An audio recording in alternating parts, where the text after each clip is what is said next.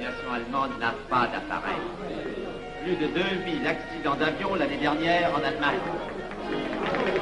La ligne Siegfried est à peine construite. Les tanks allemands marchent difficilement.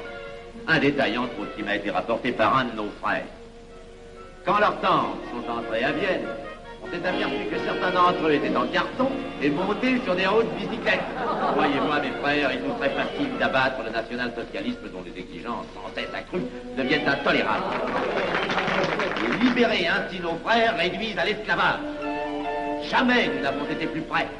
En 15 jours, nous réglerions le sort de l'Allemagne. Notre loi régirait l'Europe définitivement. Notre victoire est sûre. C'est faux. C'est faux. Silence. Ce que dit cet homme est faux. Mon frère, je vous rappelle alors, vous n'avez pas la parole. Je le sais. Je suis député et membre de la commission de la défense nationale. Je ne peux pas laisser se prolonger un discours aussi manifestement erroné. L'appréciation de monsieur... De notre frère, Liechtenstein. Oui, si vous voulez. Sur l'état de l'armée que possède l'Allemagne sont des mensonges. Et ajouter foi serait de la stupidité. Et pourquoi vouloir une guerre entre l'Allemagne et la France? Mon frère, vous n'avez pas la parole. Peu m'importe. Mais je tiens à dire qu'aucun motif réel de conflit ne peut être invoqué. Vous le direz tout à l'heure, après l'exposé de notre frère. Non, je le dirai immédiatement, avant d'entendre des stupidités bellicistes. Mais vous tous, maçons, vous poussez à la guerre.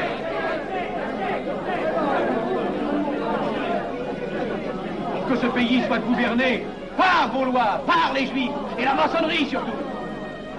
Le peuple français ne se battra pas pour défendre une idéologie fumeuse, un régime ignoble, une république pourrie. Mon frère Admel, je vous prie de couvrir le temple.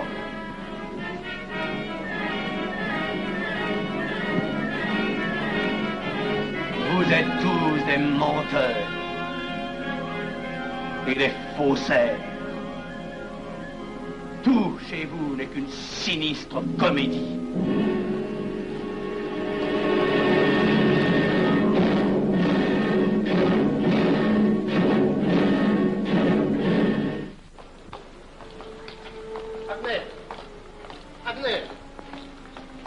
Abner, excusez-moi, comme vous, j'habite Neuilly, c'est pourquoi je me permets de vous rejoindre. Mais vous avez fort bien fait, monsieur. J'étais près de vous à l'avenue. Je voulais vous féliciter. Oh, merci. Vous avez très bien fait de leur crier des vérités. Ce sont des fous. Malheureusement, il est impossible de leur faire entendre raison. Les événements sont pourtant indiscutables. Oui, oui.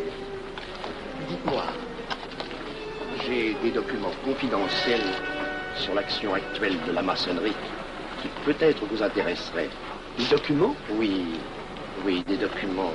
Vous êtes député, il serait utile et urgent que je vous les communique. Mais je crois bien, où sont-ils? Chez moi, pas très loin d'ici. Si vous avez quelques minutes. Oui, volontiers, allons.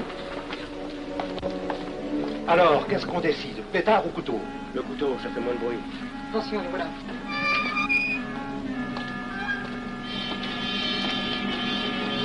Un instant, je vais voir si...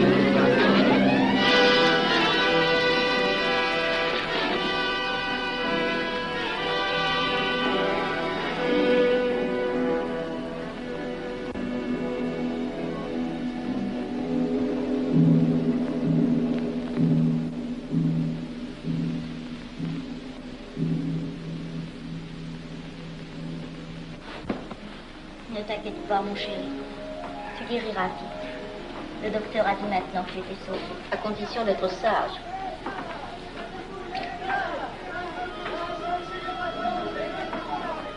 Qu'est-ce qu'on entend?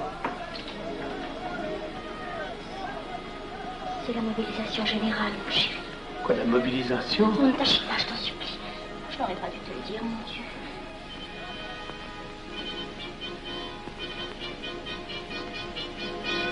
T'en fais pas, mon chéri. Tu reviendras vite.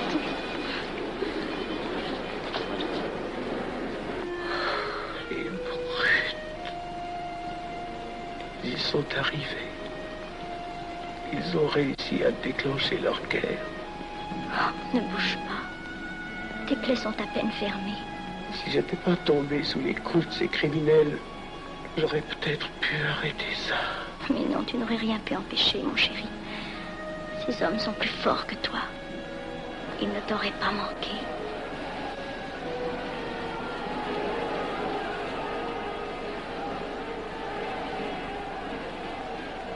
Qu'est-ce que c'est?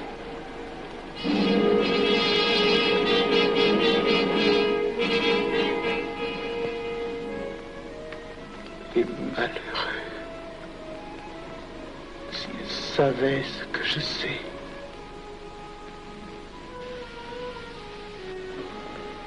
Mes frères, nous pouvons affirmer en toute sérénité que la franc-maçonnerie universelle a présentement atteint son but.